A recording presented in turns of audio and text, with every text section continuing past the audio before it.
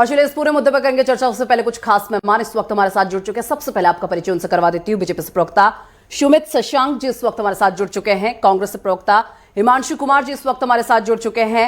RJD से प्रवक्ता अरुण कुमार जी इस वक्त हमारे साथ जुड़ चुके हैं। राजनीतिक विश्लेषक निरंजन पोद्दार जी इस वक्त हमारे साथ जुड़ चुके हैं। आप चारों का बहुत स्वागत है नेटवर्क 10 पर। निरंजन जी, देखिए शीट शेयरिंग हो चुकी है बिहार में, किस तरीके से देख रहे हैं? आरजेडी को 26, कांग्रेस को 9 और लेफ्ट को 5 सीटें दी गई हैं। किस तरीके से देख रहे हैं शीट शेयरिंग को?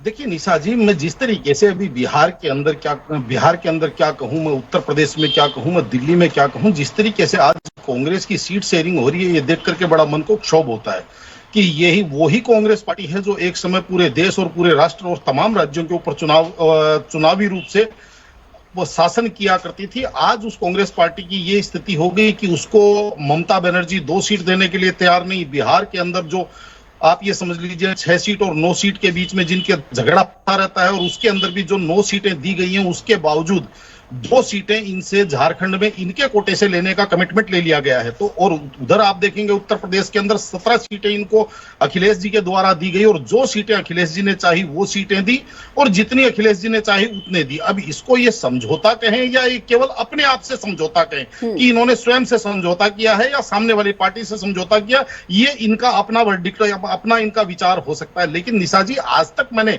कभी कांग्रेस को इतना कमजोर और इतना शरणागत, अब मुझे ये चीज समझ में नहीं आया कि कांग्रेस की आज रणनीति कौन बना रहा है। कि कांग्रेस अगर मान लीजिए जिस तरीके से भारत जोड़ो न्याय यात्रा निकाल रही थी, पहले स्वयं जो कांग्रेस के साथ अन्याय हो रहा है, पहले उसके बारे में तो कांग्रेस विचार करती, उस न्याय की तो बात उठाती। लेकिन आज स्थिति ये हो रही है कि कांग्रेस पता नहीं क्या ये कह रहे हैं कि हम भारत की दशा और दिशा बदलेंगे।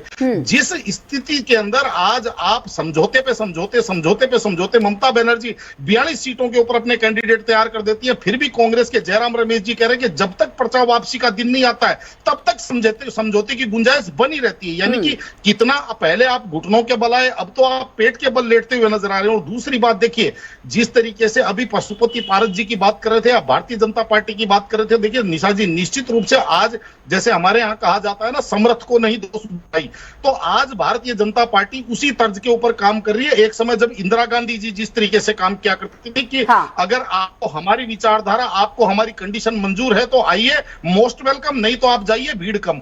और जिस तरीके से आपने देखा होगा हरियाणा के अंदर दुष्यंत चौटाला जी ने इनके ऊपर दबाव बनाने का प्रयास किया, 1 मिनट में इन्होंने उनको उतार करके पैदल कर दिया कि आप पैदल आइए, हम आगे चलते हैं। तो कहने का तात्पर्य यह है निशा जी, और जिस तरीके से बात करते हैं क्षमा की, बड़पन की, तो आप एक चीज और समझिए, क्षमा सोबती उस भुजंग को जिसके कंठ में गरल हो, उसको क्या जो नीर शीर सरल हो। आपको यह भी समझना पड़ेगा। लेकिन आज बड़ा मन में वेदना होती है, क्योंकि देखिए भारत के अंदर लोकतांत्रिक सिस्टम के अंदर अगर कांग्रेस कमजोर होगी तो निश्चित रूप से विपक्ष कमजोर होगा। और जिस तरीके से दी पार्टी पद्धति यहाँ पे अगर मजबूत होती और कांग्रेस अगर यहाँ पे मजबूत होती और विपक्ष मजबूत होता, तो निश्चित रूप से जैसे जयप्रकाश नारायण जी कहते थे कि अगर विपक्ष कमजोर हो गया तो सत्ताएं बेलगाम हो जाती है या सत्ताएं आवारा हो जाती है। तो कहीं ना कहीं मेरे हिसाब से आज देश उसी दिशा में बढ़ रहा है। निरंजन जी, क्या कहेंगे? तमाम प्रवक्ताओं को आपने सुना।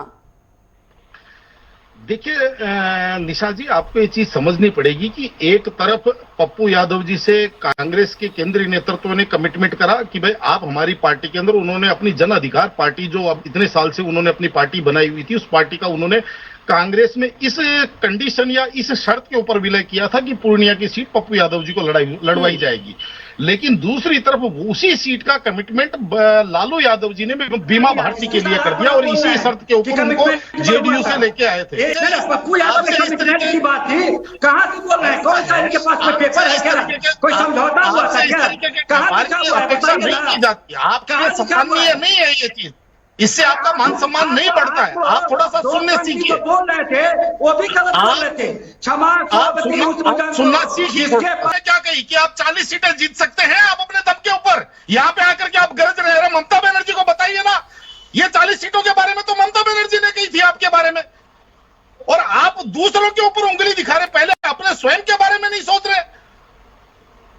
आप जिसके गठबंधन करने की बात कर रहे हैं, वो आपको चैलेंज कर रहे हैं कि आप 40 सीटें जीत करके दिखाइए। जी कह रहे हैं कि हम इसी कंडीशन के ऊपर कांग्रेस के अंदर आए थे, पार्टी विलय की थी। पप्पू यादव जी का स्टेटमेंट सुना नहीं आपने? या अब आपको अलग से हिमांशु कुमार जी थोड़ा फिट रहना सीख लीजिए प्लीज। नहीं, आपको अलग से पप्पू यादव जी चिट्ठी लिख करके भेजेंगे तभी मानेंगे क्या आप? राजनीति के अंदर जो शब्द होते हैं, शब्दों के अर्थ निकाले जाते हैं। आप किससे राजनीति कर रहे हैं? आपने इतनी उम्र, इतनी आपने आयु बना ली, कम से चलिए कम ठीक है शशांक जी चलिए ठीक है निरंजन जी, माफी के साथ आपको रोकना चाहूंगी क्योंकि अगर इस समय मुझे इतनी ही इजाजत देता। फिलहाल बहुत शुक्रिया आप चारों का, आप चारों हमारे साथ जुड़े और इस पूरे मुद्दे पर आपने हमारे साथ चर्चा की।